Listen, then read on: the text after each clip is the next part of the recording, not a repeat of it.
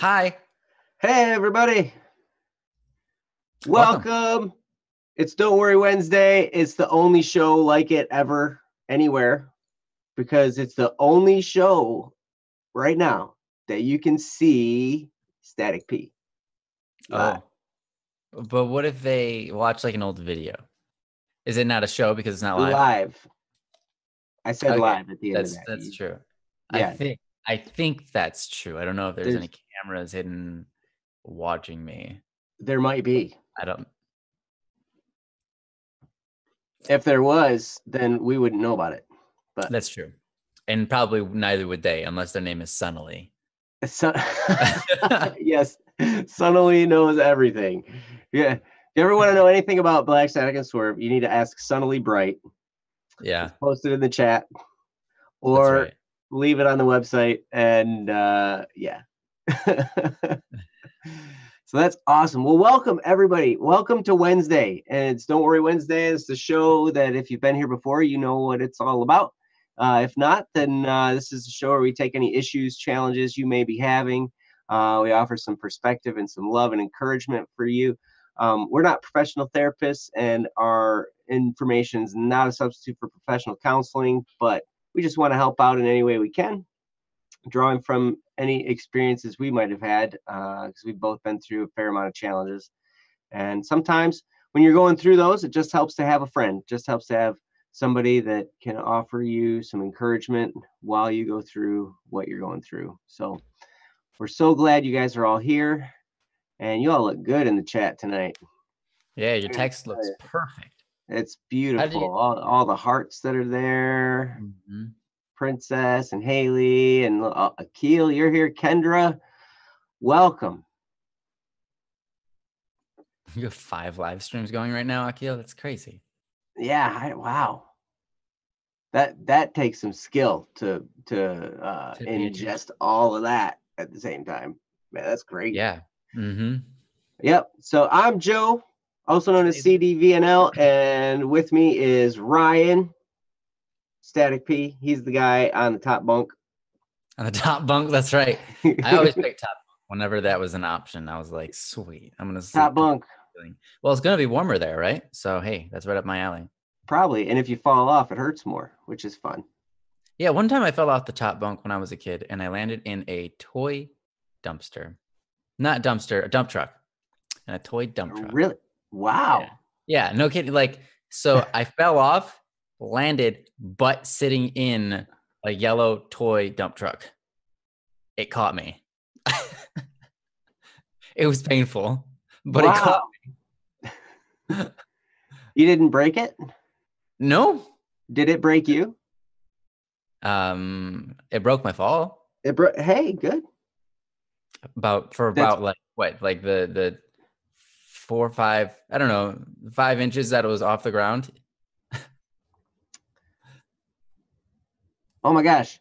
Haley crashed into a tree while skiing yesterday. That's kind of like landing on a dump truck falling out of a bed, but probably much faster. And are you okay, Haley? I mean, you're here. Much faster, but probably less painful. I'm sure much colder as well. Oh, that's true. Yeah. Cold as pain. So skiing is a lot of fun. I remember crashing into things while skiing. One time, my brother, he was holding my back and he was kind of pushing me along. And I mean, I could ski just fine, but he was just doing this thing where he was holding me, pushing me, skiing a little bit faster than me so that I was forced to move forward.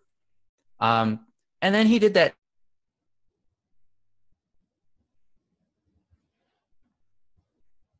He did that?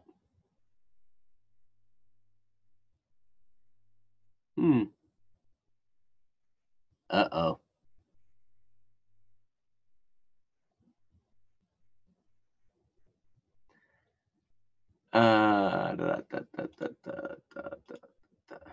So apparently that happened. Wow, that was interesting. I was wondering if it was me or if it was you. I couldn't tell. Yeah, everything froze up, and then all of a sudden, I get a message that said connecting, and then here I am. Oh, good. Yeah. Welcome back. Well, thanks. I was really confused. I'm like, because most of the time it's my problem. Most of the time it's on my end where like I'm the one that's frozen and you just keep going like it's nothing, and then you try to get my attention or whatever. Nice. Yeah. Well, it hasn't happened in a long time though, so we've been pretty lucky here. It hasn't happened in a long. Look at that face. Oh man, it's the face that only a mother could love. It's funny because I can hear you. Only a mother can love. That's terrible. Joe is frozen now. Nice. Okay. Oh my gosh. So I know his face is absolutely frozen. So I think that what's going on here is Zoom is doing this to us. It's not our internet. It's Zoom. Jesse, it's going to happen to you too. And that's going to be the weirdest one. Wow. Welcome back. That was my turn. Hey! Yeah, so that means Jesse, it's going to happen to Jesse next year. And Jesse's going to freeze. So no one's going to know, but the signal will drop at some point for both of us. So apparently I have no idea. See, that time I kept talking like to try and keep things going, you know, because I was like, hey, you know, but I didn't know it was my problem. Yeah. Apparently that one was mine. Yeah, that one time was yours. That was interesting. Weird. Welcome to technical difficulties on our stream. It's fun. Yeah, but we're not going to worry about it because it's Don't Worry Wednesday. Everything's all right. No problem. Yes. So welcome again to all of you guys. We've got some stuff posted in our website. Oh, and if you're having any struggles or challenges you want us to talk about with you, feel free to post it in the chat, or you can post it right here on our web. Hey, Amira is here. That's kind of nice. Just lost it. Right here. Here's the spot. Send it there, and we will get to it. And yeah, it's going to be good. So anytime I'm not talking, Ryan, you need to be talking, because that way that way I know that we're still on. I'm gonna do that. I'm just gonna hold like an sound every time, like in between every breath or whatever little time you stop. I'll just make sure that my voice is running nonstop, and it's gonna be kind of hard because eventually I'm gonna have to take a breath. So could you please say something a little bit like? Oh yeah. No problem. No, okay, I'm gonna keep it going because. All right. So yeah, well, it looks like Amira says she's been better. Yep. So hopefully there's not something too wrong going on there. Yeah, I hope you're doing well, Amira. It's nice to see you. Good to see you again. Mm-hmm. Okay. Not irritated with anyone, just stressed and sad. I totally have been there before. Yeah, usually when you're stressed and sad at the same time, well, experiencing any sort of distress, that things can get irritating quickly, no matter what it is. It's like, man, the shoe, it won't go on right. It's like, dude, just take your time. It's all right. It's a shoe. It's irritating. Anything can be irritating when you're in the right state. So, yeah, it certainly can. Certainly can. Well, I tell you what, if anybody's got anything and they're just wanting to type it up, go for it. I think we'll get started with one from the website, one that was posted a while ago. Wow, from the Slightly Above Average Joe. That's right. You guys know him. He posted this and he said it would be fine if we did this while he was not here, because he's actually he may be driving home right now from work. He's in the late working times right now. So anyway, yeah. Joe posts on here. This topic is called Making Friends. And and Amira says she made one a while back. Did we not get to it? That's actually a possibility. because it's been Yeah, some time since Amira's been here. yeah. So I tell you what, since you're here, Amira, we'll how start with about yours. If we can. reporting sexual harassment? That one. Yeah, we didn't do that one. We weren't able to do it. Where is that one? That's remember where making friends Oh, yeah, was? yeah. There it Just is. a couple below it. I Cool. see it. I see it. Okay. Yeah, did you still want us to cover this one? Yeah, we absolutely can if you'd like, Amira.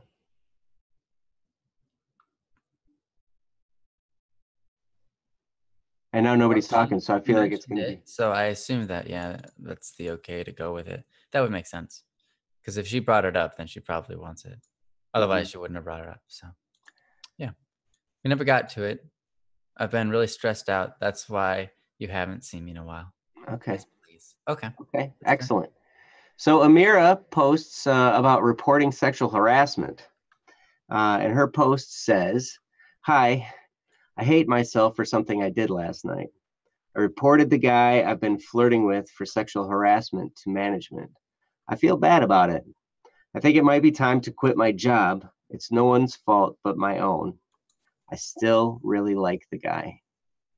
So that's definitely, that sounds like it can be a complex batch of feelings that you're dealing with on all that. And I'm going to post if anybody wants to read through the topic. Yeah, there's a little bit more that goes on. Yeah, because there's some of a conversation. Da, da, da, da. Princess responded, "You may have some fault, but I don't think it's totally your fault alone, Amira. You might have the right to do what you feel is necessary, even if that means reporting him." And Amira says, "Yeah, but it wasn't right because she could have gotten him fired." Oh, and Amira just posted she got fired from that job last month, by the way. Oh, okay.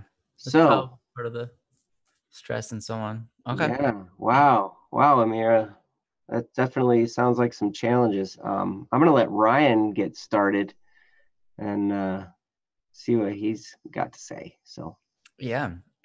I'm sorry. Yeah, just like Akil said, I'm sorry to hear that you got fired from your job.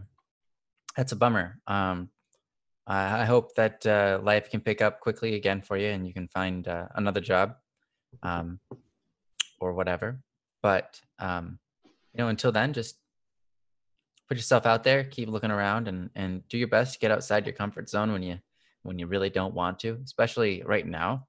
Um, when things are rough, when times are tough, and it's like, um, yeah, there's a phrase I keep on. I've forgotten what the phrase is, but when the times are tough and rough or whatever, you push back. Um, because when when things are hard and getting you down, that's when you want to do nothing, and that's true. Everybody knows that's true. When things are when you're sad, you're mad at yourself or something, or you're just upset with life, you kind of just want to sit there and do nothing.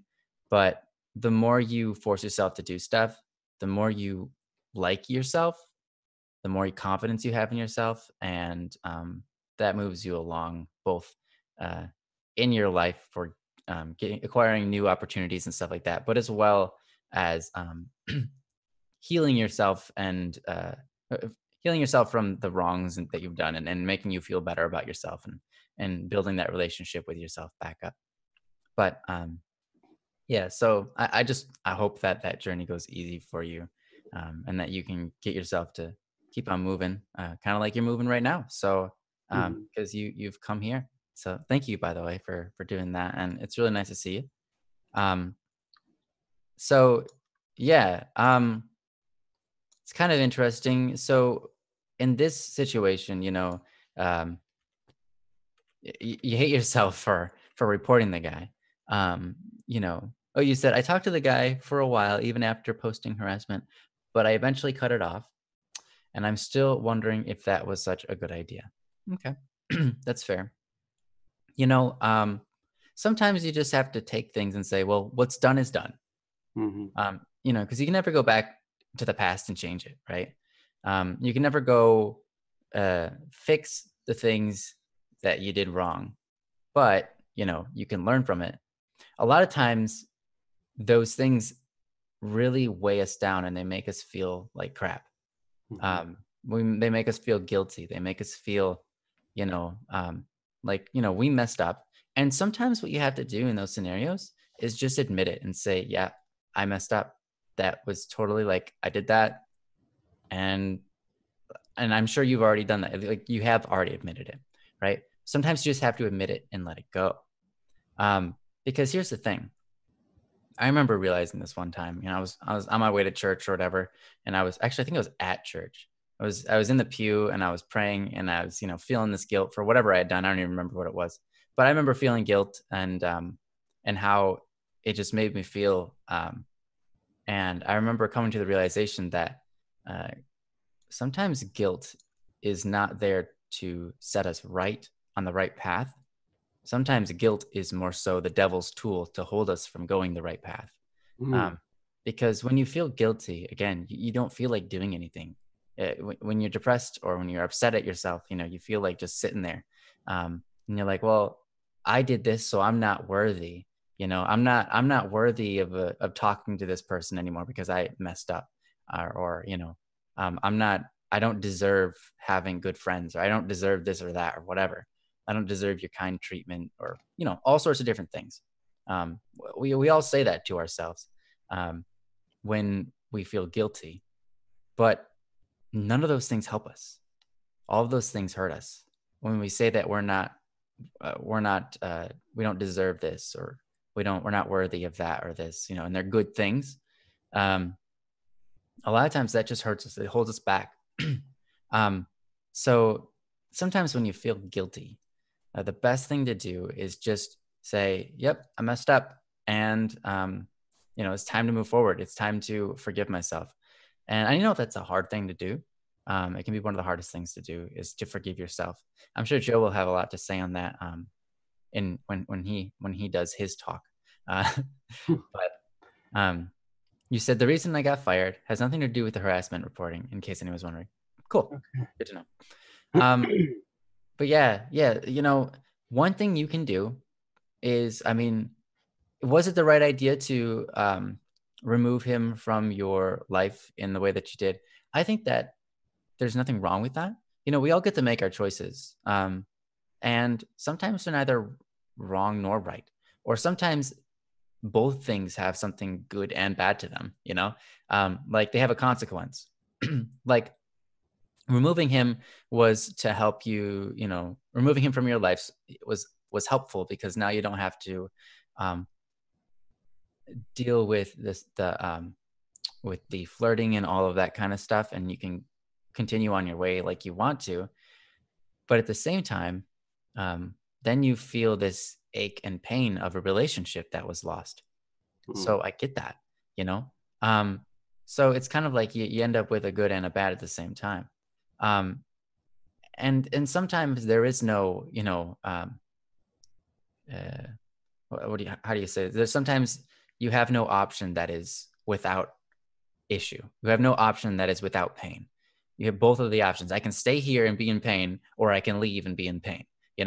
I can, both things, both of your options definitely had some sort of pain or suffering involved with them. So was the option you picked wrong? I don't think so. Maybe it doesn't really matter though right now, because what's done is done, right? Mhm. So now you have the option. Do I try to rekindle my relationship for whatever reason, or do I move on? Um, both are possible. Both are very possible. Um, Now I can understand that sometimes they're hard. It's hard to rekindle a relationship, or it's hard to, uh, forgive yourself and just move on and say what's done is done.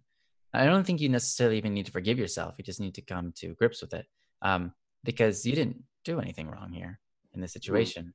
Now I can understand maybe reporting him, possibly getting him fired from his job, even though you were also participating in the flirtation, uh, the flirting and so on.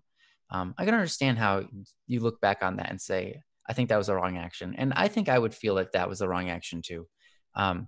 But he didn't get fired. So it all kind of is okay. It's like, it's not something that you need to worry about, because what's done is done and nothing more has come of it. I don't think anything more will come of it. So, I mean, it's mostly just in the past. So the reason I got fired is because I got really depressed to the point where I couldn't hide it and I couldn't care about the job no matter how hard I tried. Yep, that's hard. I'm not sure if we talked about depression before, but in case we haven't, I think we have. Did I talk to you about depression before, about how the subconscious mind works, and how our habits work? If not, I'll run over it quickly. I'll try to do the quick version.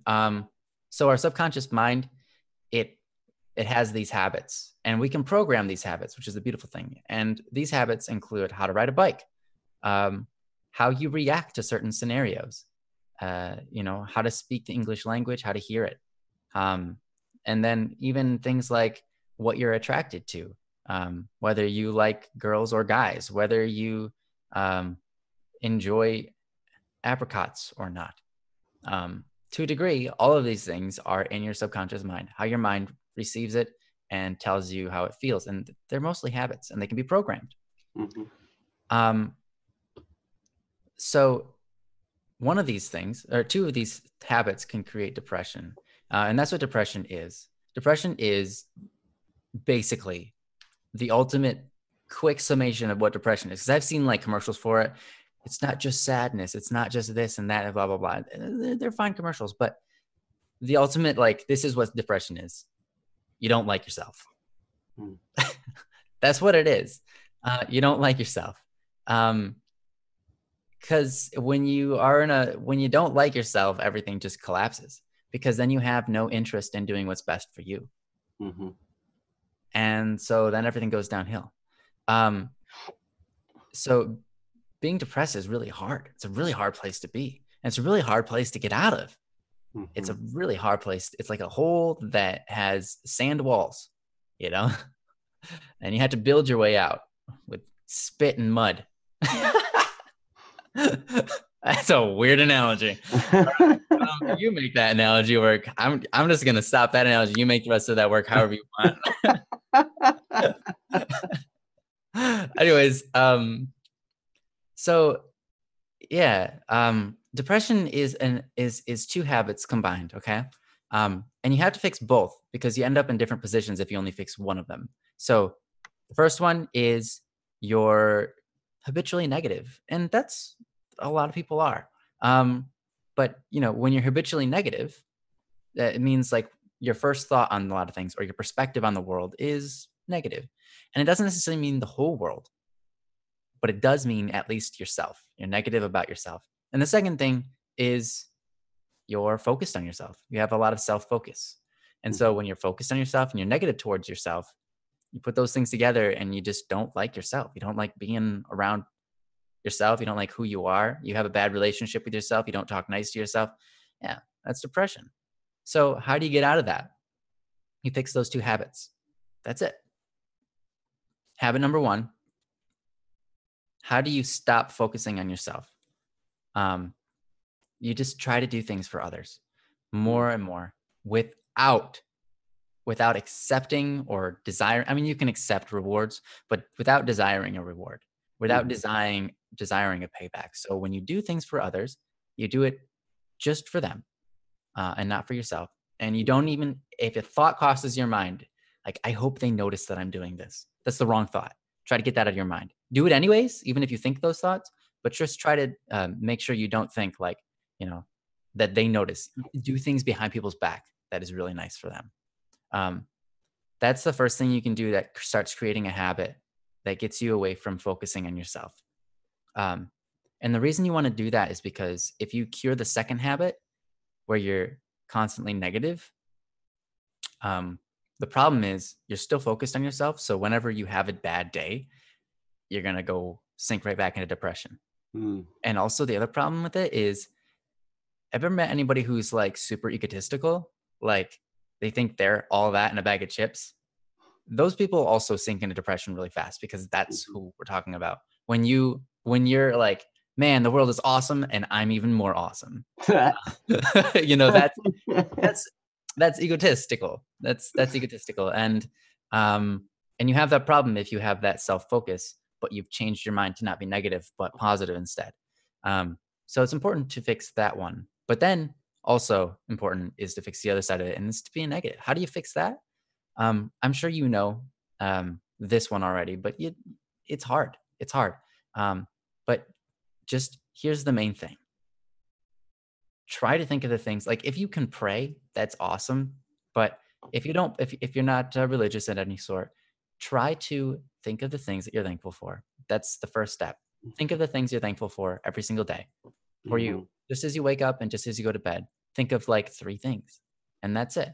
That will start you down the line of being more of a person who thinks of the joyful and beautiful things in life rather than dwelling on all of the hard things. Right? Because it's just a, you know, it's your personality right now, but your personality can change. It's a habit that makes up who you are right now, but that can change. That can become something, whatever you want it to be. And yeah, so getting under depression is really just focusing on others a little bit more, or at least not focusing on yourself so much. You can focus on whatever you want. But the main thing I think really here is to learn to be thankful and to focus on the things that are positive.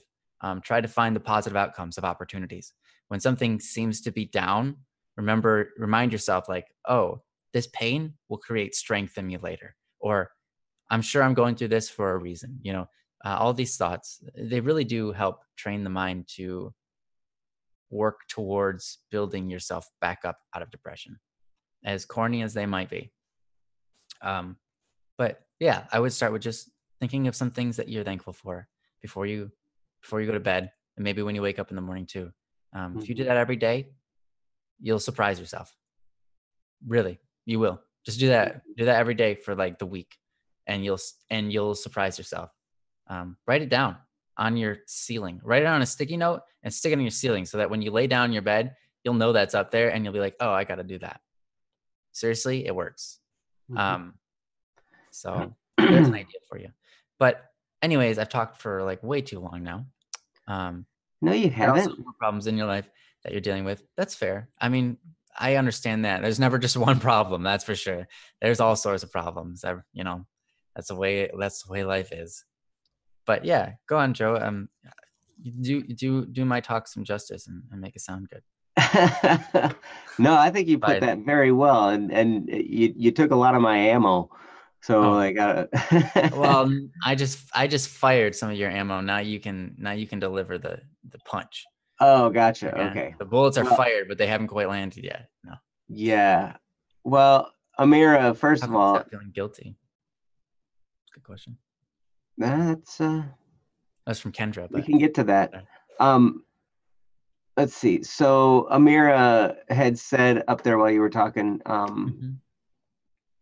you saw it was harassment because he kept grabbing my butt even after I told him to stop. Oh, okay. So that's definitely harassment, and the right thing to do is to report that. Yeah, you did the right thing. Especially after you told him to stop. So, and then you said, Amira, that you really hated the job too, and it just made you miserable.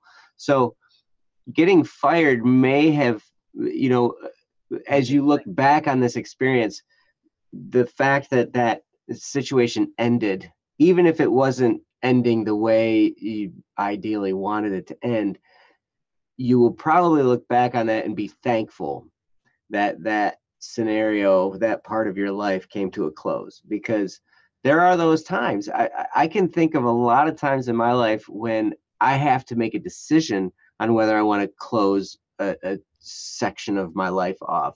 And I sit there and I think, man, this would be so much easier if somebody would just kick me out, fire me, do something, whatever, you know, because then this part could close and wouldn't have to keep dragging on and on and on and on.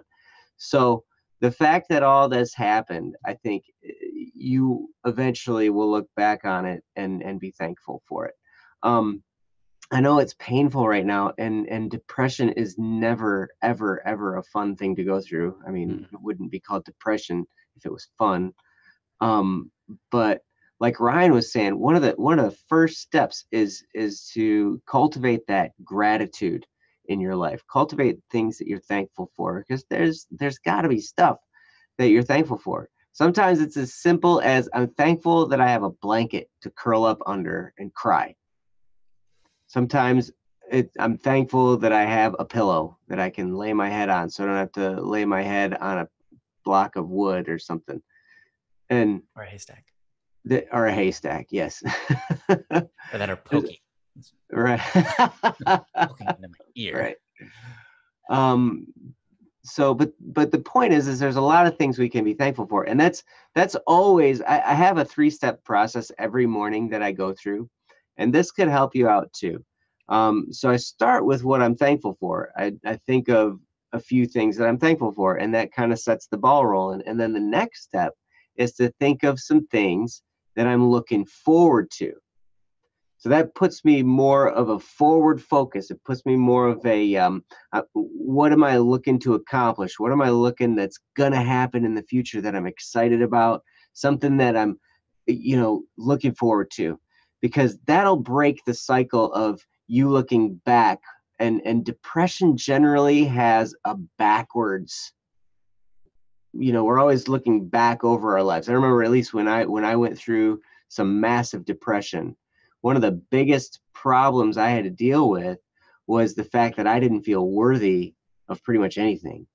And it was because of my past. It was because of things that I had done in my past that I felt now are catching up to me, and I have nowhere to go. And the future had just been shut off. Like, I wasn't looking forward at all. I wasn't looking forward to anything. I was just looking backwards and thinking, oh my gosh, I'm such a horrible person, and this and that, and I'm never going to amount to anything. And now this is going on, and da, da, da, da. And I spent a lot of time in therapy, working through those issues. So if you can start thinking, it looks like here, Amir, you say, yeah, now you're broke. Yeah, totally. That is no fun either. You have a job interview coming up, but there's no guarantee you'll get it. That's true. There's never any guarantees, ever. And even when somebody says, hey, money back guarantee, that's even really not a guarantee. Yeah. There's no guarantees in life, but that's part of what makes it awesome. I mean, as strange as that sounds. Yeah. But you have that coming up. That's something to look forward to. You have a job interview coming up. You can prepare yourself for that. You can think about how great it would be to have that job. Think how great of a change of pace it would be. You'll be working around some new people, you'll be in a different environment. It might be something fun to do. It might be something that you can get into and learn. I always know that the first 6 months of a job that I get are usually like the exciting time, because it's new and it's fresh and it's kind of fun and everything. And those are always the times when I'm like, ooh, this is kind of cool. But that's something you can look forward to. And think of some other things, that there's got to be some stuff that you can look forward to. It might not be all that clear right now, especially when you're in the middle of a depression. That can be totally hard to even look forward to anything. But this job interview that you can look forward to might just be a little turning point that you can then think of something else that you're looking forward to, and something else you're looking forward to. Maybe you're going to get together with some people that maybe you're going to, who knows? But there's things that are going to happen that you have planned that you can look forward to. Then the next step is, I think, what am I going to do today to move forward? And so then that puts me into the mode of action. So the first step is gratitude. The next step is to look forward to, in your life, look forward. And then the third step is, what action can I take now that's gonna move me toward that future thing that I'm looking forward to, or just move me forward in general? What's something I'm going to do today? And you know what? To be honest with you, I don't always do the things I say I'm going to do. I will run that exercise and I'll be like, I'm thankful for this, this, and this. I'm looking forward to this, this, and this. And I'm going to do this, this, and this. And there have been days when I didn't do any of the stuff I said I was going to do. And then at the end of the day, I look back on it and it would be an opportunity for me to beat myself up and be depressed. And I've done that many times where I've just been like, oh my gosh, I'm such a loser because I didn't do what I said I was going to do. And I feel really bad about it. And then that feels like a chink out of my character, out of my armor here. It's like they just blew that right out. And now I don't have it. And it can be a really emptying feeling. But this is where what Ryan was talking about becomes important. And that's forgiveness. And most importantly, forgiveness of self. Sometimes we need to forgive other people. Sometimes we need to forgive ourselves. But the route to healing internally always, and I know we've said this before, it's always forgiveness of something. So when you look back up on what happened, you look back on all these events, I mean, it seems to me like you would have the opportunity to be upset with a lot of people in this situation. The guy who you had to report, maybe your bosses, maybe yourself, maybe other coworkers, excuse me. But what that gives you opportunities to forgive. And it's not always easy. But the more you can work toward forgiving those people, the more you can try to forgive, as hard as it is, and just let go. You will feel a sense of freedom from depression, from that disappointment, from the discouragement. I noticed your post on here that you said, even if I get the job, I'll probably get fired again. I know the place where those words come from. And I'm so sorry that you're in that place, because that is such a painful place to be in. It sounds that you're in a pretty discouraged place. And sometimes we just go through that. But whether you need to forgive the person who you reported, or you need to forgive yourself, which it sounds likely that it's both in this situation, you feel like you were violated because this guy continued to do these things even after you told him to stop. So you had no other recourse but to report that. But then that can make you feel guilty, like, oh my gosh, now what did I do to this guy? I got a mark on his permanent record and this stuff. And so now you might feel guilty about the thing that you did. But in the situation that you were in, you didn't choose that situation.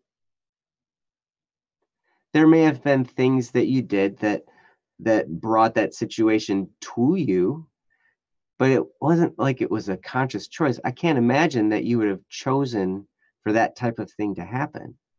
Right. And so it's an injustice in that sense, where it's like, all right, this happened. I didn't choose this to happen. It was forced upon me, and I had to make a decision. And with the situation you had, you did the best you could. With the knowledge you had, with the situation, with all the stuff going on inside your heart and in your mind, you did the best you could. Mm-hmm. And that's all we can do sometimes.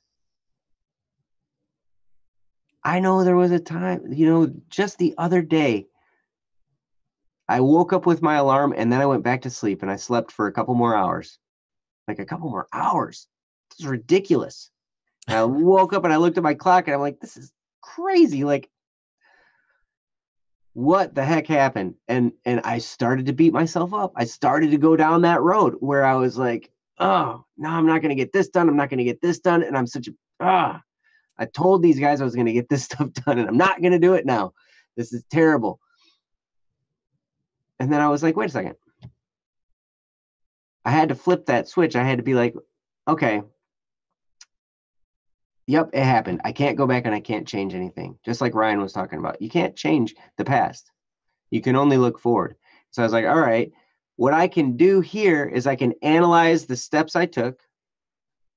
I wouldn't recommend taking a lot of time to do that, but I just kind of looked back and I was like, okay, this happened, this happened, this happened. Why did I go back to sleep? And I was like, all right, I'm going to change this part next time. And lo and behold, the next day I got up with my alarm and I got up and I was up because I fixed this one little thing. So sometimes those negative things that happen to you, it's just feedback. In fact, I'm in the middle of a course right now, a marketing course. And one of the things that they're saying is like, there's no such thing in the world of marketing. And I would say in the world of life, there's really no such thing as failure. There's only feedback because you're trying. When you try and you fail and you get back up and you try again and you fail and you get back up and you try and you make some adjustments and you fix some things and you try again and you fail. Sometimes it goes on like that for a long time. But if you can remember that all this is just feedback for you, then you don't have to go through the discouragement. It can be exciting because you can be like, oh, I'm going to try this next thing next time, and it's going to be totally different. And it probably will be. But in this situation, Amira, I would look back and do the best I could to forgive the person that you had to report. And more importantly, forgive yourself. That's the hardest one. But it's also the most important.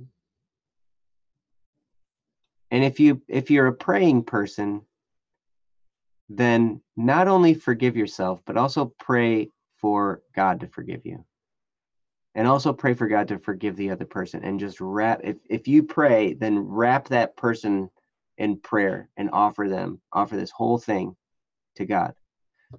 And I've found so much peace in being able to do that.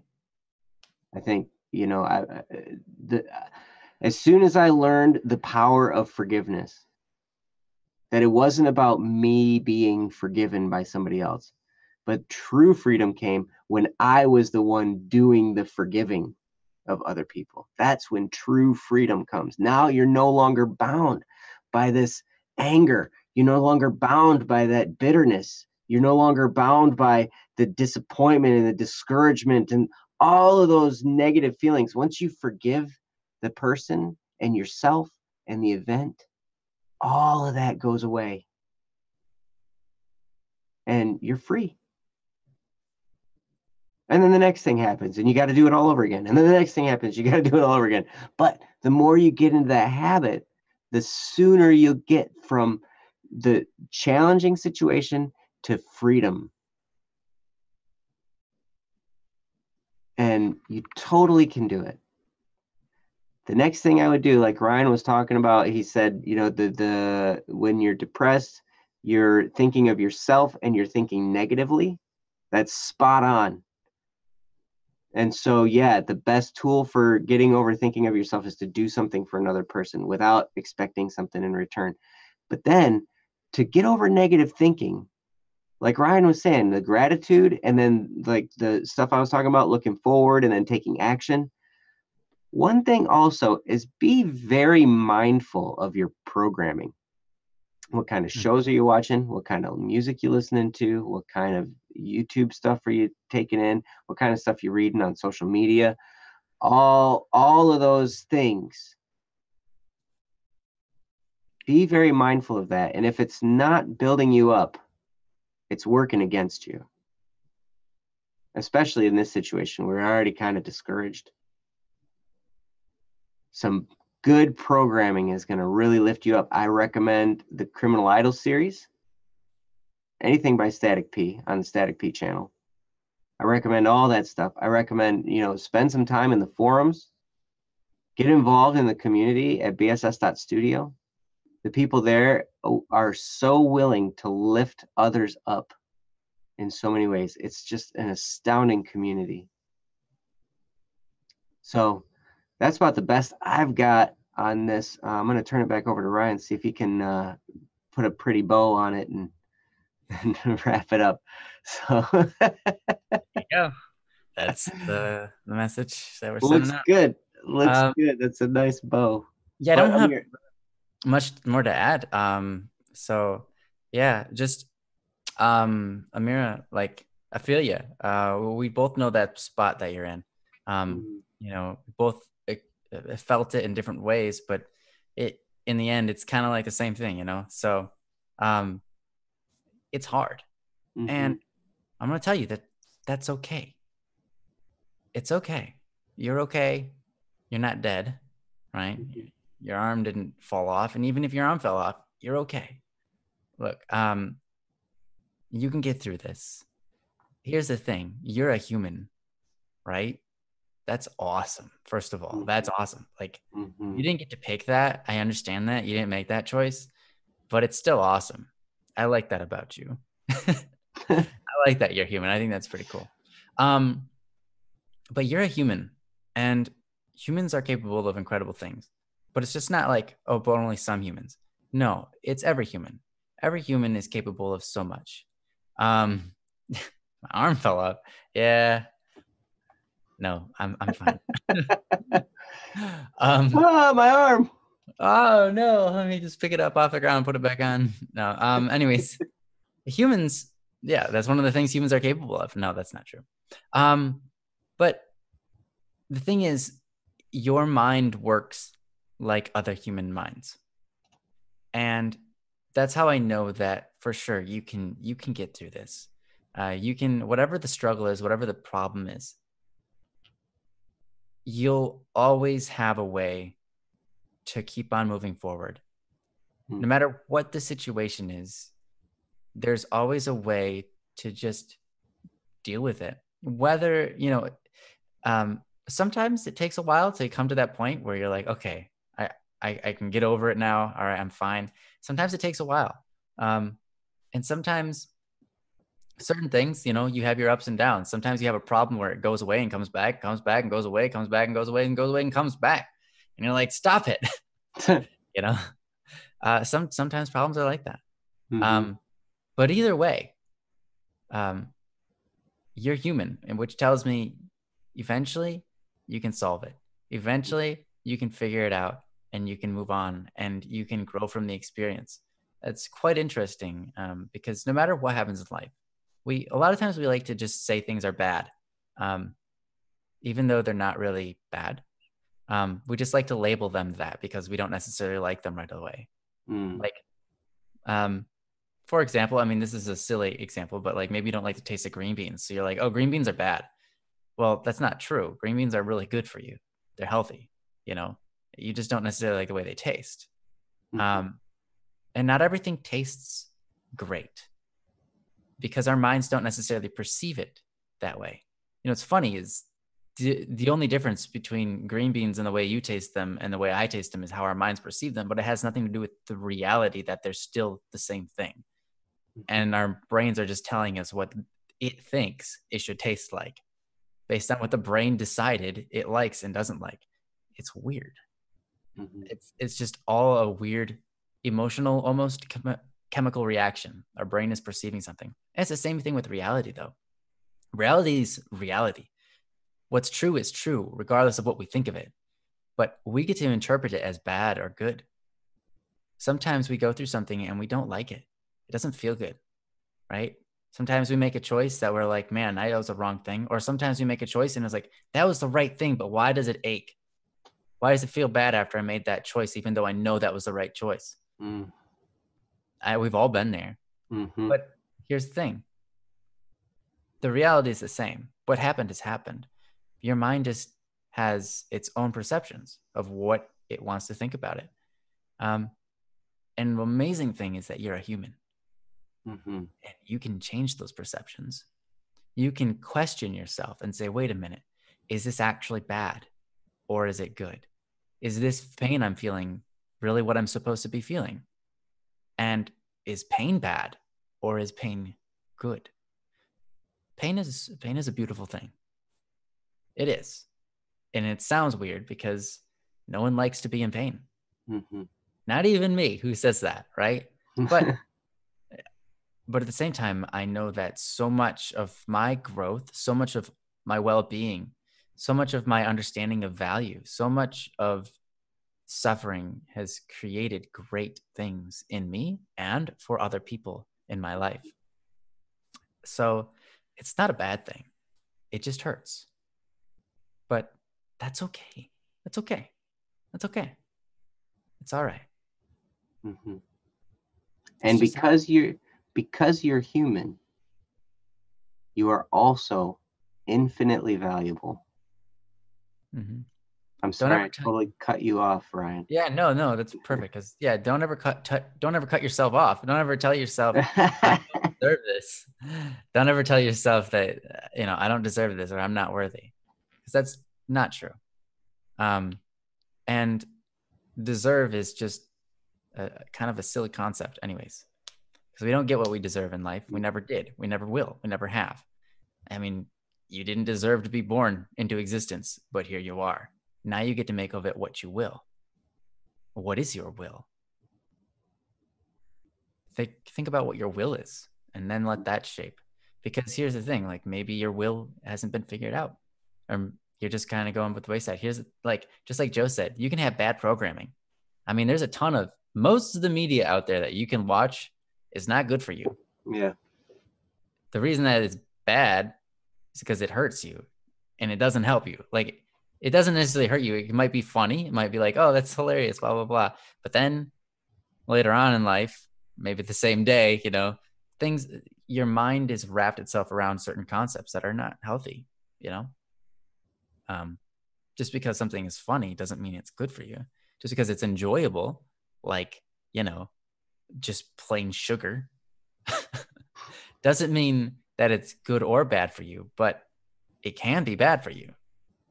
You know, joy is an important part of life, but you have to make sure that you're rejoicing over the right things and not the wrong things. Mm-hmm. All living things are valuable. That is so true. Yep. That is so true. Yep. And you are included in that. You are included. Absolutely. Mm-hmm. And another thing too, like what Ryan was talking about with pain, how would you ever know what joy was if there was no pain? I think you'd know. I don't know. Joy versus just nothing. I think part of the joy is in the contrast. I think, yeah, you can experience joy inside of pain, even Mm-hmm. though. Yes, I mean, that's very true. you can rejoice in your pain. Here's a weird thing. I understand this is it's like a Christian thing, but we have this thing in the Catholic Church where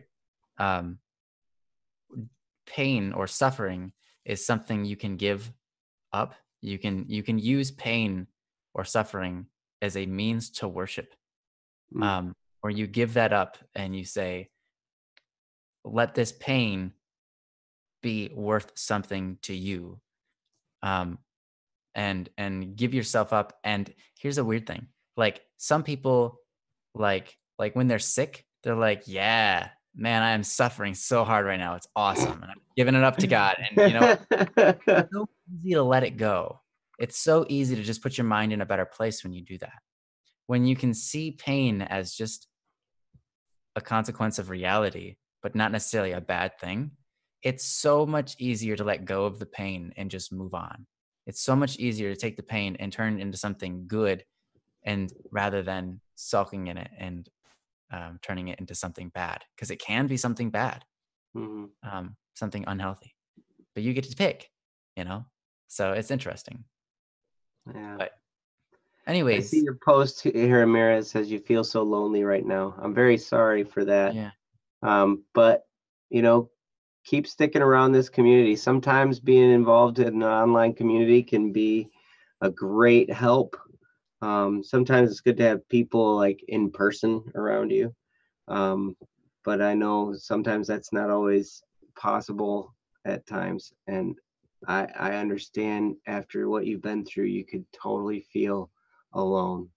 Mm-hmm. You totally feel like a complete island all by yourself. And, you know, it's a tough spot to be in, but always remember, no matter how alone you feel, our thoughts are with you. Mm-hmm. And you can always come by and hang out with us when we're here, and go to the website and hang out with the folks there. So we're just a computer click away, I guess, in some cases. But hopefully, Did we read your earlier post? Were you talking about the one where you hung out with your best friend, slash girl crush, the other day, and it felt weird rather than happy? You felt sad. Are you talking about that one? Because I did read that one. I just didn't say anything about it because I forgot. But yeah, yeah, that's just. I mean, it's understandable. It's understandable. You know, when you're in a sad state of mind, you know, even when you're around joyful people, it can still haunt you and bring you down and make you not feel not feel quite right. That's 100% normal. So you're okay. That's all right. That's normal. And it's not fun. It's not like enjoyable, but it's all right. I mean, I'm just trying to try to get it into your head or convince you that, things are okay. Like, I know it's rough. I understand. I know it's painful. I understand. But um well, yeah, I understand. Well, you said it's not exactly why. I think that it's a part of the reason why. Your mind being in the place that it is. But the reason why might also be because um you've also rejected the concept of being with her, which is understandable too. So, I mean, that might also be why. I don't know necessarily the reason why. I'm not trying to say I know the way your brain works exactly because I don't. But, um, you know, emotions are emotions. That's the thing. Emotions are emotions. They're real. You feel them, but they're not tangible things that we can hold and necessarily um, we shouldn't necessarily allow those emotions or thoughts because even our thoughts are sometimes wayward. We don't pick them. mm-hmm. Those things we shouldn't necessarily allow them to choose our attitude or choose how we feel or how we should act. Mostly, we shouldn't try to let our emotions take over our logic or that sort of thing. It's important to have a healthy balance of both logic and emotion, Mm-hmm. um, and to understand that both play a part. But yeah, emotions come and go. They fade. They fade.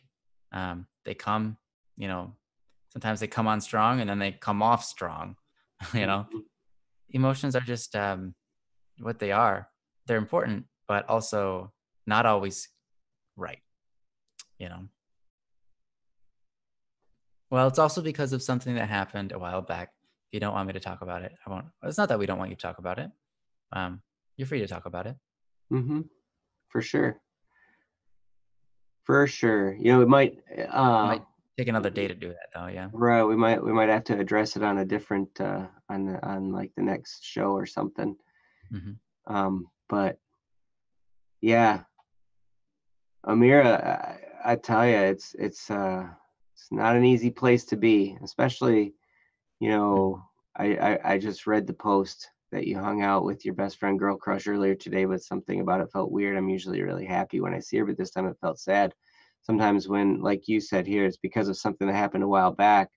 So there's other stuff going on that Hmm. just kind of puts a sadness over whatever's going on.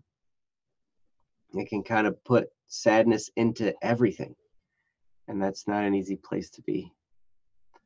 So Yeah, our hearts are with you, and yeah, yeah, remember our love hmm follows you where you go. you can get over this leg of the race. This is Mm-hmm. a wall that you can climb.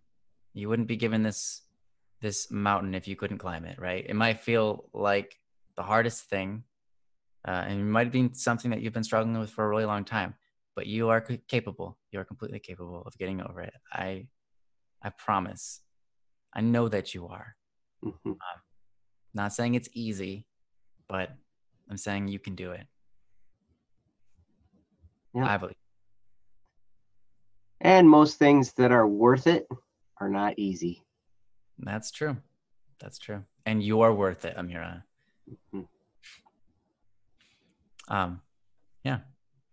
Yep. So Zion, do I like plain sugar? I mean, I've eaten plain sugar before. It's good. And then you also asked, why are you Catholic? I mean, that's a great question. I would love to talk about it, but perhaps on another time. Not on a Don't Worry Wednesday. Yeah. Maybe we'll do a theology. I would love that. Theology Thursday. Yeah, Theology Thursday, dude. I would love that. Man, that'd be awesome. But then we would be, we'd quickly come to the place where like, I guess I don't know a whole lot. Right. So that's hard. I don't know everything yet, because you never do. You never know everything. Right. I think the best reason to be Catholic is because it's true. But what? No. Oh man. That's great. Yeah, but I know that's gonna spark a whole bunch of controversy. Hey guys, so I'm in this religion because it's true. Yeah, I said it. No. Oh my gosh. Oh no, you did. Can Amira DM you, Static? Yeah, you can always DM me, and I'll do my best to respond in an appropriate timely manner. Yeah. So awesome. Well, Amira, thank you so much for your post, and thanks for stopping by so we could discuss it. Yeah, and we love you, and yeah, this is one of the things. Like, we wish we could cure any problem in an instant, but it all takes work from you. We're just here to cheer you on. You already know these things. We probably didn't tell you anything you didn't know, but we hope that we can cheer you on in your process of recovery, of your healing. But yeah, if you want to DM me, go for it, and we can have more discussions. Talk about the talks about things and stuff. Yes. All right. See you, Zion. Have a good one. Bye, Zion. You're awesome. Theology Thursday. Yeah, that'd be awesome. Yeah. So we do have one. We do have a new one from Kendra. Kendra, are you still here? I think she is. She posted all the best, Amira, not too long ago. I'd have to assume she's here, but it's always good to check, just in case. Yeah, that's funny. That's just posted. Did you guys get to Kendra's? Kendra is here. Yeah. Awesome. Hi, Kendra. It's great to see you here again. Yeah. Kendra's got 2? No, sorry. The other one was one we handled last time. Okay, I've got 3 here. Yeah, those 2 were both, I think we handled them both. Oh, really? Yeah. Okay. Yeah, we handled those. That was on Friday. Okay, cool. Yeah. Yep. So Kendra has one saying that she's feeling guilty. Yes. Right. So, and it reads, today I was talking to some of my friends, and after sitting in silence by myself for a bit, I realized I talked a lot about myself and my family. Usually after I'm done talking, I feel like I talked too much. I feel guilty about talking too much and feel a bit embarrassed because I don't mean to talk that much. I feel as if I didn't let my friends get their word in, and I didn't mean to talk about myself. I try not to talk about myself because I'm afraid I am revealing too much. How can I stop feeling guilty? Man, the feel of like, oh man, I just stuck my foot in my mouth, like I should have. Maybe I should have stuck my foot in my mouth before I said all of that. Yeah. Totally. That's a really good question. I know I've been accused of being a blabbermouth from time to time, and just going on and on and on and on and on. And one of the funniest things is I always tell because people want to leave. All right, yeah, I gotta get going. I gotta hold on. Let me tell you this one. Wait, 3 more stories. Wait, I wasn't done yet. I wasn't done. Yeah. I Anyway, mean, Ryan, how can Kendra stop feeling guilty about this? yeah, What's your take on all this? that's a good question right off the bat. How do you stop feeling guilty? Because I mean, it's in the past, right? You can't really change it. And no, like you're just being you. That's your personality. Obviously, we all need to improve our personalities here and there. We've got things that we can do to make us better, and maybe slowing down, talking a little less, can be something that's healthy for you.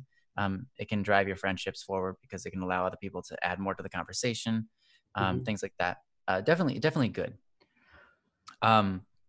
And so, how do you forgive yourself for that?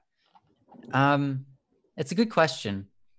Forgiving yourself, or how can you stop feeling guilty, I guess, is really the question.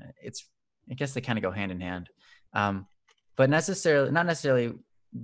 Sometimes you can stop feeling guilty before you've forgiven yourself. But when you feel guilty, I think one of the things you have to do, again, as we were talking to Amira, I kind of mentioned this, is just admit it and be like, that's what I did, and I messed up. And now I know that now, right? Taking that time to just go, yep, that was wrong. And then just saying, oh, well, because that's all you can do. You really can't go back and change it. What you can do is try to make up for it. But the problem is, that's a broken system. A lot of times people will want to fix their problems. Like, I messed up the past. Now I need to go back to the past and relive it. Or not necessarily exactly that, but they're like, I messed up the past. Now I need to go to those people that I messed up and like fix it and make my relationship better, which is okay. But sometimes it's like, oh, I tried this and I failed at it. So now I'm going to go do that again and try to succeed this time. Those things are okay, but it's a broken system. Because usually what you're trying to do is you're trying to do those things so you can become a better version of yourself. You're trying to re-challenge yourself to those things. But if you haven't forgiven yourself before you try again, it can spell out bad news. Because then you're not in it for the betterment of yourself. The real reason you're in it is to get revenge on yourself. And it sounds weird to say that, but that's the truth.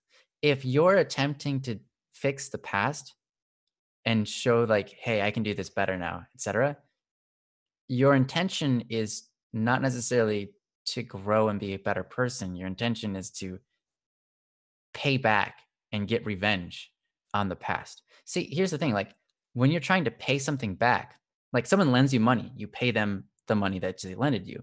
That's an equal exchange. Maybe you have to pay them a little bit more because of time, but that's a payment of currency. That's a repayment. But if someone does something bad to you, how do you pay them back? Well, you do something bad to them, an eye for an eye, right? It's a broken system. If you do something bad to yourself, like maybe talk a little bit too much or whatever, and then you're mad at yourself about it, if you try to get payment back for that, to fix that problem, to equal it out, equal the leveling plane, to try to make a return payment on that is just to attack yourself again. And that doesn't make sense. Yeah. I stabbed my eye out and I'm going to stab my other eye out. It also doesn't make a sense in the other concept when someone else wrongs you, because you're not doing that for the betterment of mankind. You're not doing that for the betterment of yourself. You're not doing that for the betterment of the other person. You're doing that because you want to get even, and that you think that's going to make you happy and feel good, but it never does. It just makes you go, wow, I'm a terrible person. Or program you bad habits, right? That's why forgiveness is so beautiful and important, because it forgives the pain. It doesn't require repayment. It allows the past to be the past, and it allows you to move forward.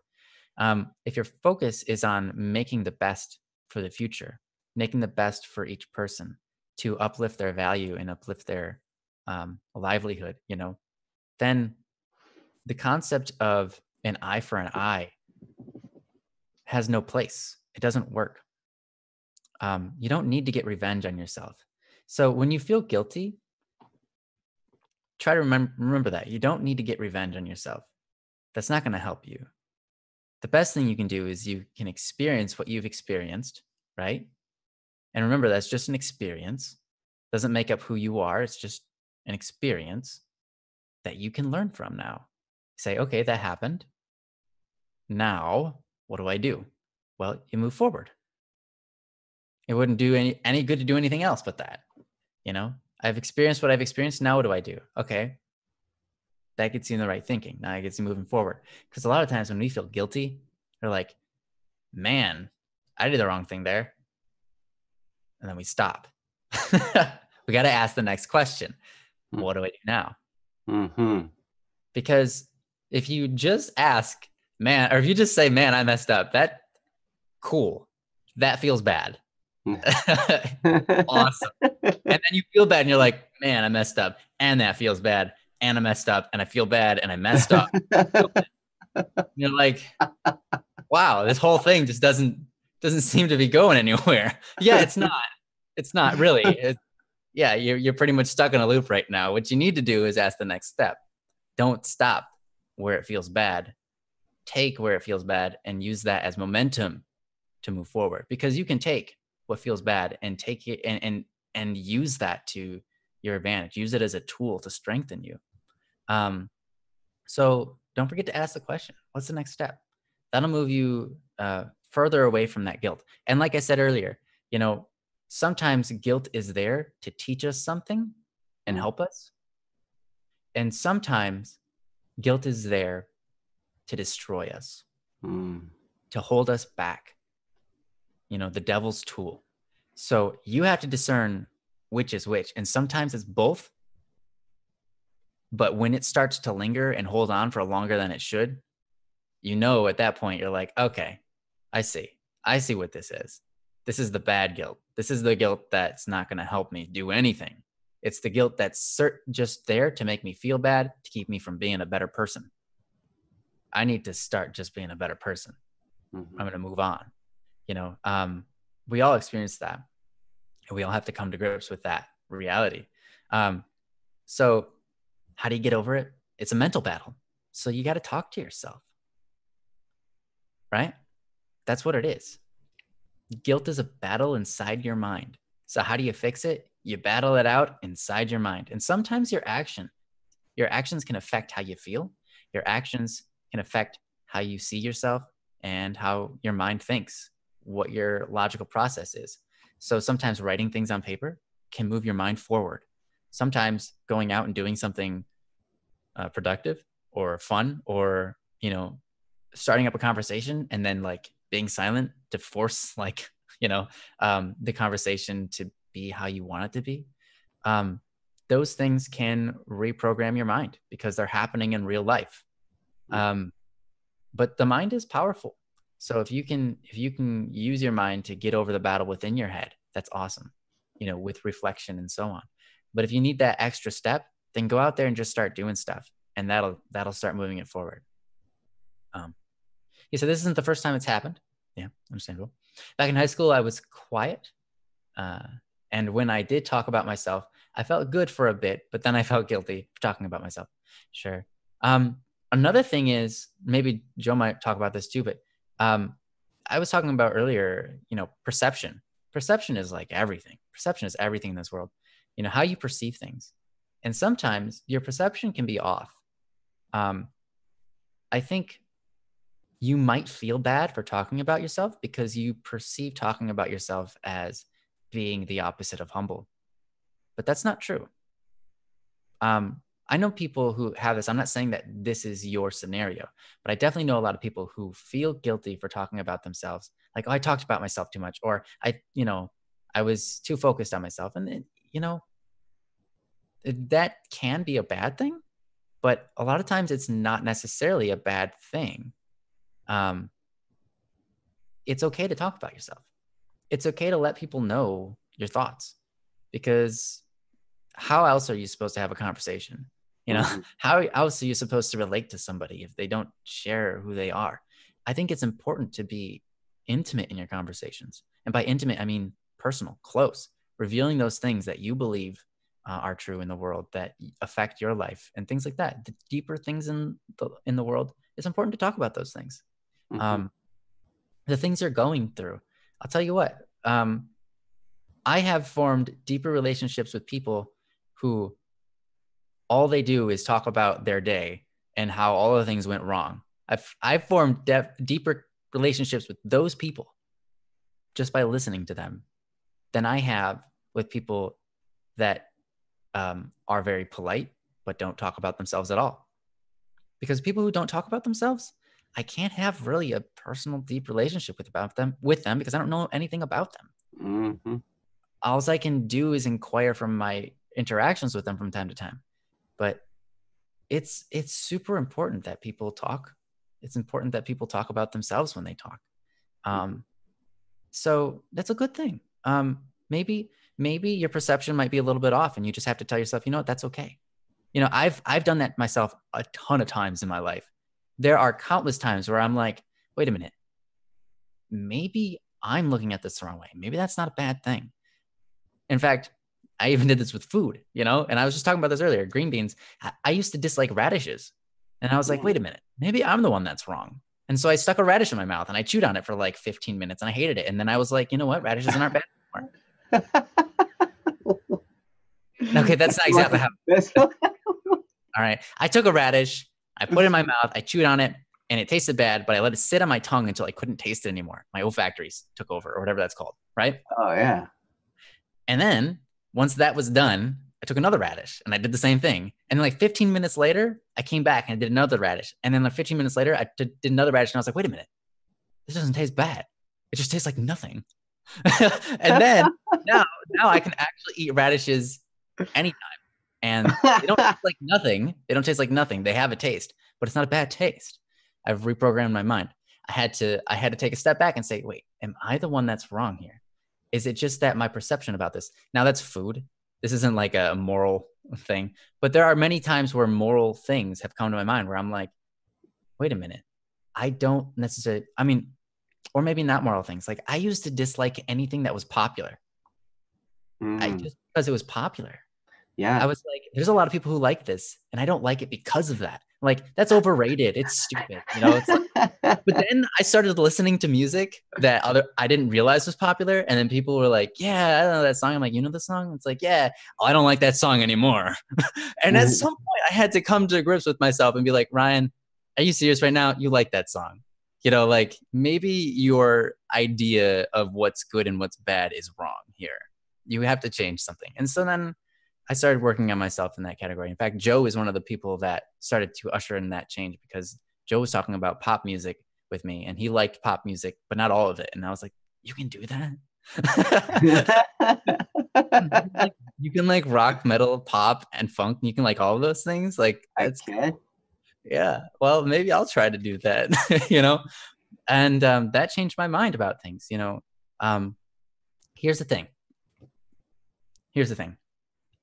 When you have something you don't like, when you have something you hate, whether it be something about yourself or about something in the world, when there's something you hate, you can either change what you hate or you can change what you hate. What I mean by that is you can do something to fix what's wrong out there in the world, or you can fix what's wrong in your mind because you don't need to hate it. You have those two options. Or you can do nothing, which is what a lot of people do. Do nothing, which is when you have something out in the world that you hate, you either change what you hate or you change what you hate. Okay? It's like weird saying, but I like it. So anyways, I've talked for I've talked for too long. I'm going to let Joe say. You're filling the airwaves with such wisdom, though, is the thing. That's the amazing thing. That's why I enjoy having you go first. because Oh, thanks. you, I appreciate you, yeah, it's great. I So, love it. and I love the thing about you change the thing you hate or you change the thing you hate. I remember there was a quote from Abraham Lincoln, I think, and this goes right along with the radish story and everything. He said, I really don't like that guy. I have to get to know him better. Yeah, I love that. That's such an awesome saying. That is Mm-hmm. spot on. Seriously, that guy was a good guy. To have Mm-hmm. said, oh my gosh, like he was, yeah, that's Well, awesome. yeah, he just understood that, hey, every person has value, even people who overtalk from time to time, Mhm. We're all you know, capable of doing it when we get we on a subject we're all do passionate that. about. It's amazing. It's absolutely amazing. I have talked people's ears off ridiculously from time to time. And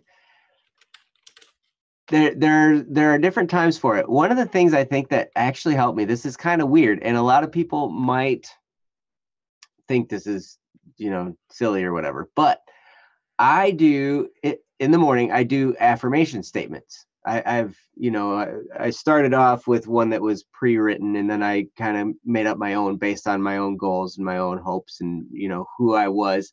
I learned this from a book, I think, How I Raised Myself from Failure to Success in Selling by Les Giblin. And one of the things is to sell yourself to yourself, and it just helps to build you up. So that way, when you have a higher level of confidence,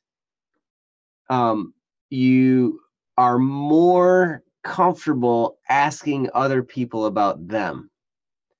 And in this situation, if you're feeling guilty about over talking, if you're feeling guilty about dominating the conversation with things about you and yourself, I had to jam this into my brain daily for months until it finally took root. But I had to just drive it in there, this statement that said, I am genuinely interested in other people,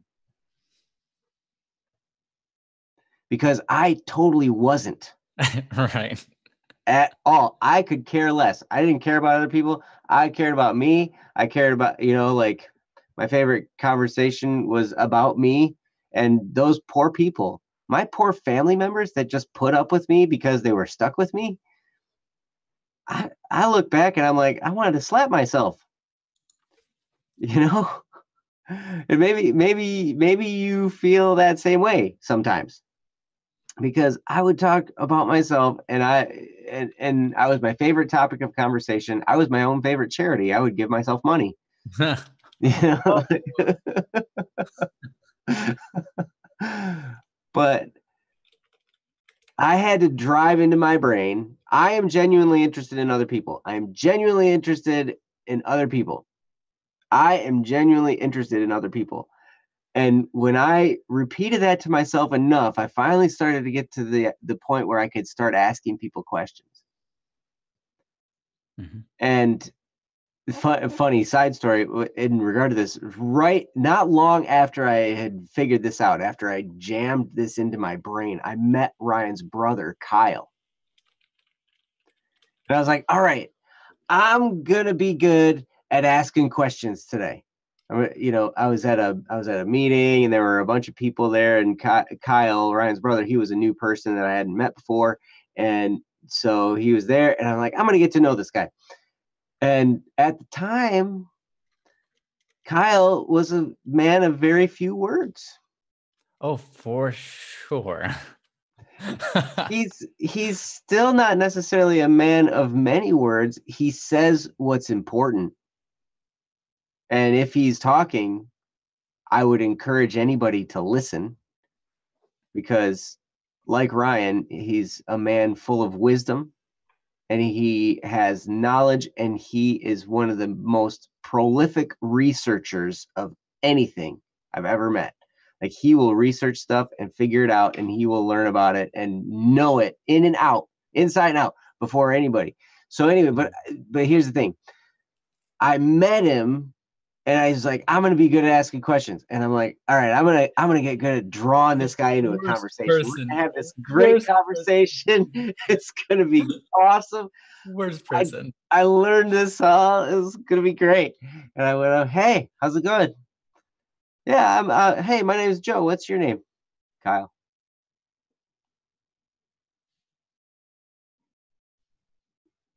Awkward silence. Probably not awkward for him. Awkward for me. Awkward for you. Awkward. It wasn't awkward for me. Used to it. I'm sure, right? So yeah, and then I was like, oh, so where you go to school? And, oh, it's like, what do you do? What do you know? He's like, oh, I go to college. Really? Where do you go to college? Tech, which is Michigan Tech. Tech. No kidding. That's man, that's a great school. My brother went there. That's so awesome. Blah blah blah. So what are you majoring in? Math. Like everything was like one word answers. Yep. And it was hilarious. Like I'm sitting there and I'm like a little. You know, he's a conversation. I remember that conversation so well because it was because of my own personal development, because I had just developed into a person that could ask questions in a conversation. Mm-hmm. And like, I'm going to unleash this new skill I have on this guy. And it was like nothing. Pancake. Like, well, I was starting to doubt myself. I was like, did I do it right? Did I do it wrong? Like, what happened? I don't know. And turned out, and now we're, really, really close friends. He's one of my closest friends. Mm-hmm. And we've got conversations that have many words. Yeah, now you guys talk for hours and hours and hours. I know, it's crazy. It's crazy. But but at any rate, so but I will tell you this, if you can get good at asking questions, you will be seen as such a great conversationalist.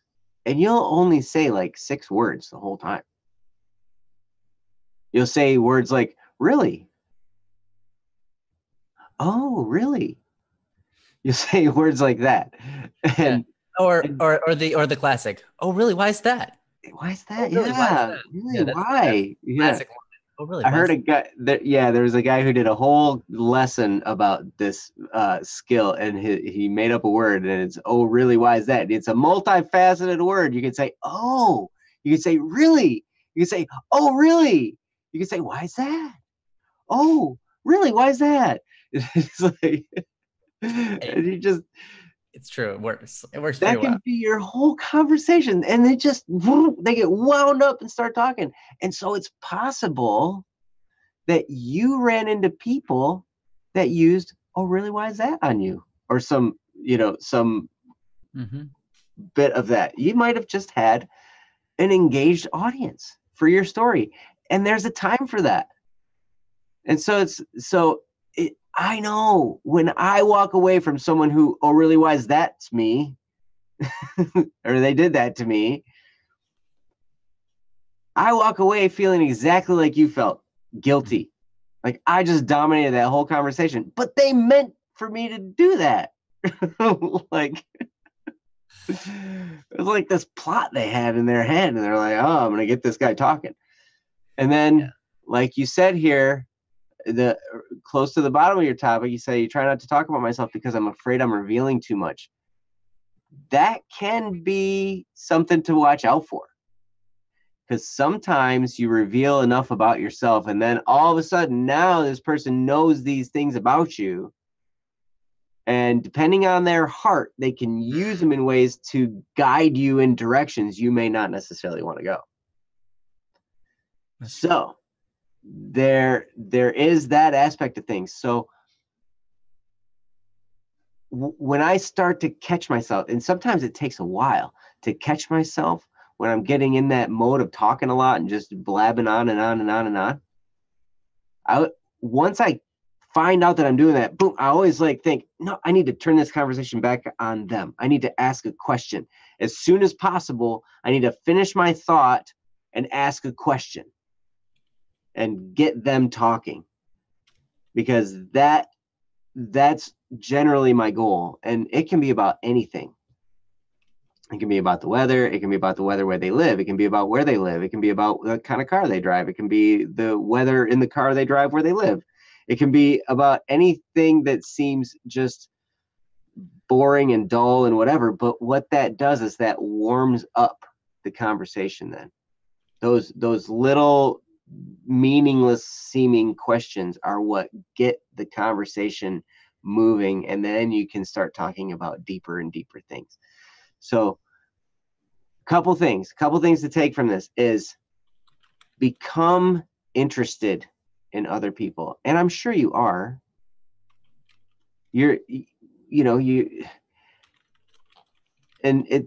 So it's just a matter of becoming interested and then noticing things. Become a noticer. Become somebody who has their antenna up or their eyes open and they're looking out, and you see things happening around you and you see what's going on with them. And yes, Kendra, you posted, I'm able to ask my family questions and turn the conversation to them. But when it comes to my friends or strangers, it is different. Yeah. And sometimes it's because we don't know what to ask. A lot of times, I remember being stuck on that a lot. Mm-hmm. And that's when this next part becomes so important, becoming a noticer. Notice things about people. Listen to them and notice what they're saying. And once you can ask something about something silly. Hey, I like that shirt. Where did you get it? And then that can be the doorway open to a conversation where, as you listen to their answer, it can lead you to another question. It's called signposts. I know I promoted this book on the last stream, QBQ, the question behind the question. That's what they talk about in that book. They talk about listening for signposts in a conversation.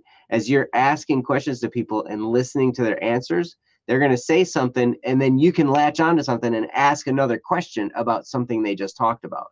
And so then you can really start to draw them out. And by the time you get done with that conversation, now it's totally flipped around. No longer do you feel guilty. Sometimes you feel like a person's therapist, but many times you just feel good. You feel good that you allowed that person the opportunity to talk about stuff. You allowed them to get some things off their chest. You gave that person a great gift of being able to express themselves. And this is where being a non-judgmental person comes in.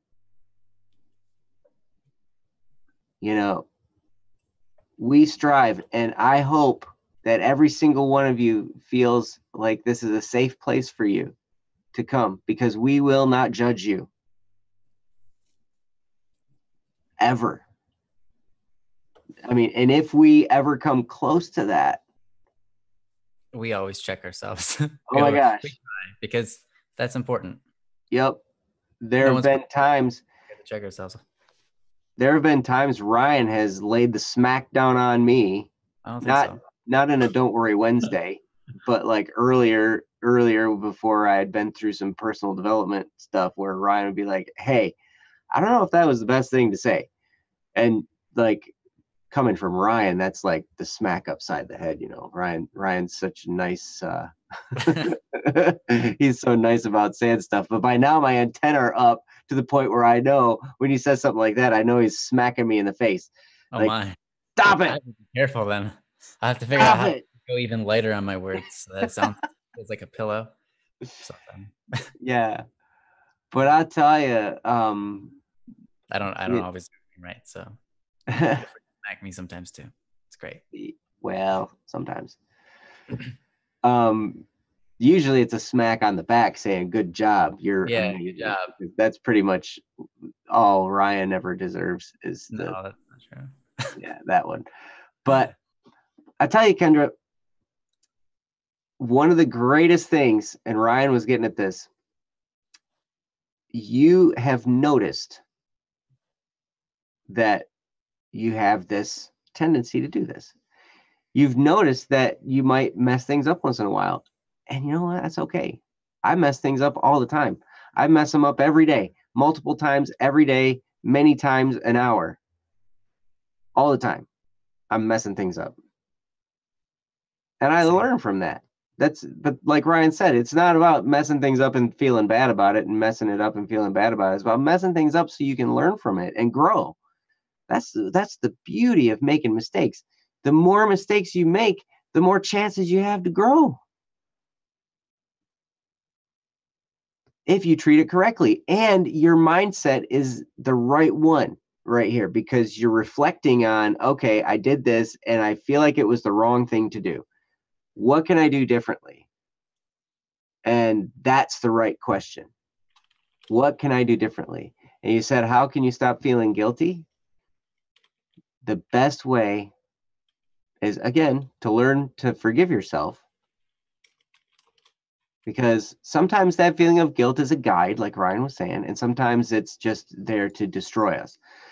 And you can use that feeling of guilt to guide you to the right path and to guide you to doing something productive. And then you've accomplished something. You've taken that feeling of guilt, and it was a stepping stone for you for personal growth.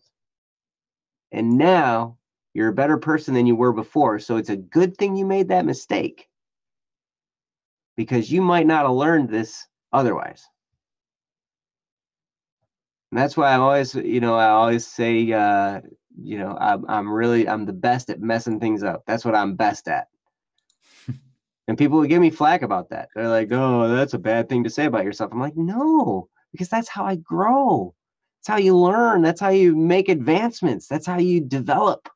It's by making mistakes and learning from it. I'm not going to learn much if I don't try. You know? Mm-hmm. Oh my gosh, what's all these retracted messages? I'm going to start it. retracting mine. Waddle billions. So the best at evolving, only because I'm the best at making mistakes. if that's the case. Thanks, Akil. That's so kind. Yep. That's how I learn. I learn by messing it up. That's all good. So anyway, Kendra, I'm super proud of you. I'm super proud of you for going through this and going through this introspection and learning from these challenges, because this is just step one. And there are some things. Go back and listen to what Ryan talked about. Listen to this again. And shortly, hopefully, we'll have our podcast release schedule going back up. This is going to be podcasted, and then these individual questions will be on YouTube as well. You can just go straight to the question and listen to it. But this is just the first step. And then you're going to try again, and there's going to be something there that you could do better as well. And you can learn from that too.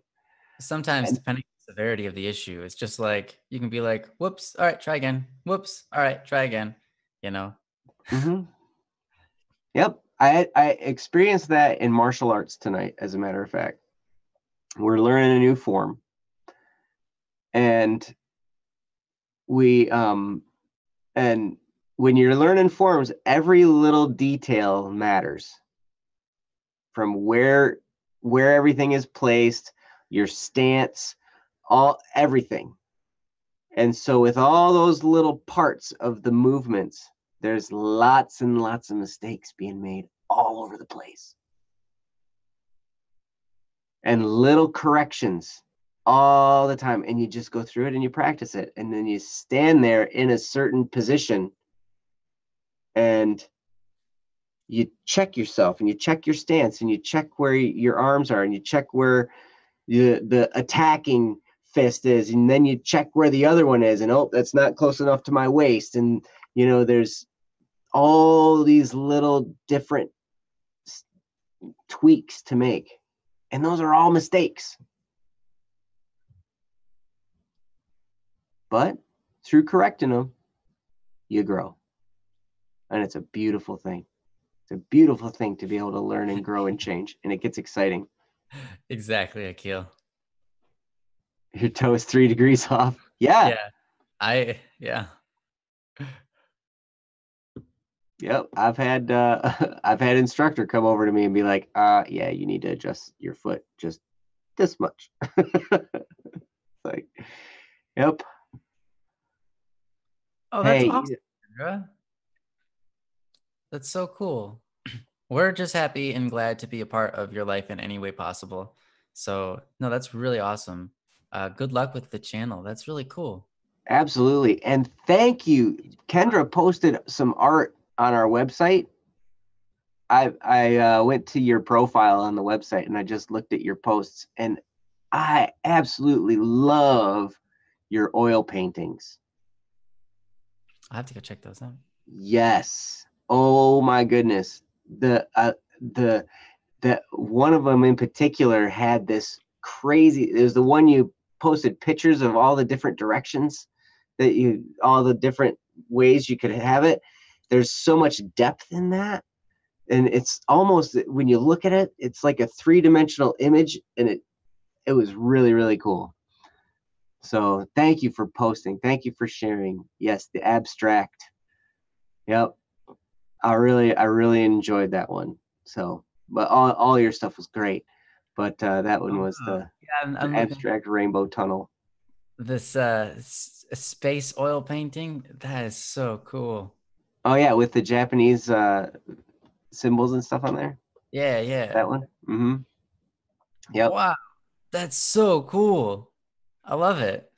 Yeah. So great work, Kendra. Thank you for posting and sharing. And when you get your YouTube video launched, let us know what it is, or post it or whatever. If it's going to be this same channel, yours, Kendra's Corner. I can't wait to see some. But yeah, thanks for being awesome. Yeah, thanks for being awesome. You rock. And we hope to see you again soon. Cool. Yes, let us know, and don't be a stranger. Keep coming back. We'll be here on Friday. So yeah, it's getting kind of to that time. Yep. We're gonna probably close it down. Yeah, we had some really good topics tonight. We only handled 2, but we talked about them for a while. Yeah, that's all right. Yeah. Sponsor today is Kendra. Nice. Hey, Kendra. Kendra, what's the word of the day? It can be anything. It doesn't matter what it is, honestly. I mean, it's been many things. Hey, Frost. How's it going, man?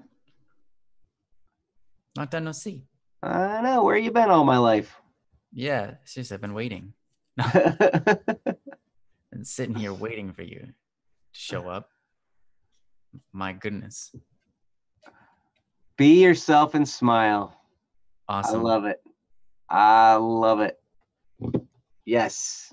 And that's some great advice to everybody. Be yourself and smile. Don't worry about what everybody's making fun of you. Don't make, when Ryan was talking about how I showed him that I could like pop music, all those things. Mm-hmm. I spent so much time around other musicians. I got ridiculed to no end because I would once in a while have a pop CD or an R&B CD or some kind of, My respect for you is so high. Like, it didn't. I could never have made fun of you for anything. Man, it was relentless. Oh.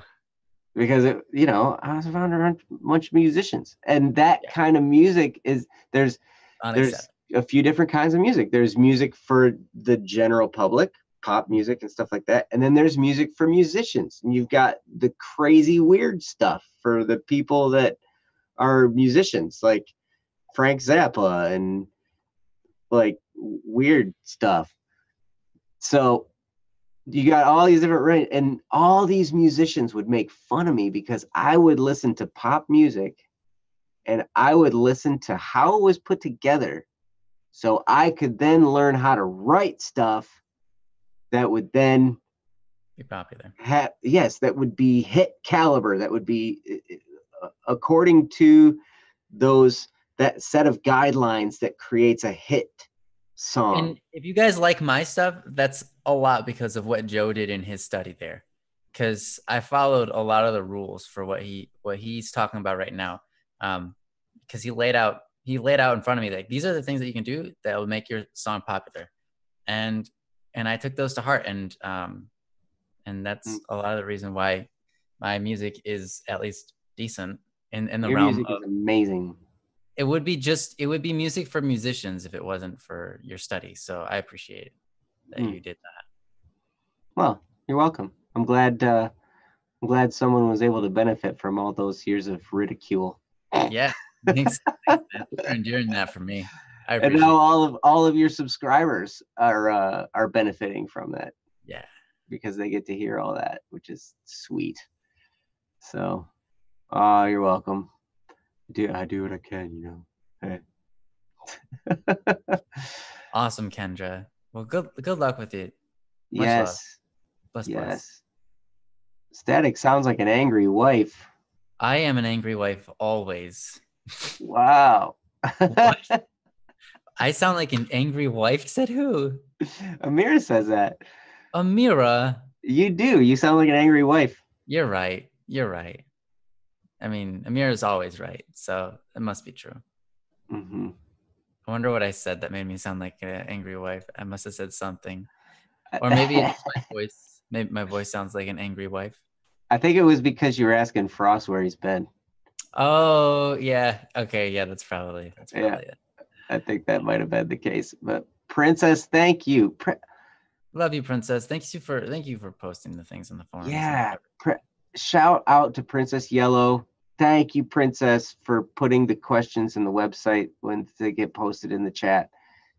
Without her, that would just be another step that we would have to do that would just take our focus. Like it frees our abilities up to just talk. Mm-hmm. And yeah, Princess, really does. Thank you so much. And thanks also to Jesse for producing this nonsense that's going on right now. Thanks for hosting us, saying thank you. Hosting us. Yes. All of the crazy talk that we've had today. I don't know. Yeah. Angry wife, angry life. Yes, Jesse. Oh my God. Oh, wow. Yes, you guys. We absolutely love you guys. Go to bss.studio, hang out, and be on the lookout. Static P is going to have some new stuff. Eventually. I'm going to put it out there now. I'm going to say it now because it's going to happen. Yeah, well, the art hasn't started on it yet, so don't be too excited about it's going to happen in like the next couple of days or something. I'm excited. Okay. But there's stuff coming out. We got some pretty cool plans for the year, you guys. So there's going to be some great stuff coming. And so stick close because it's going to be a wild ride.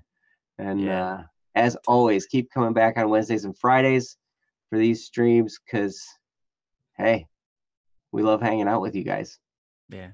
It's always a joy to be with you guys here. And we appreciate you. So with that, we will see you later. Bye-bye. Bye, guys. You're awesome.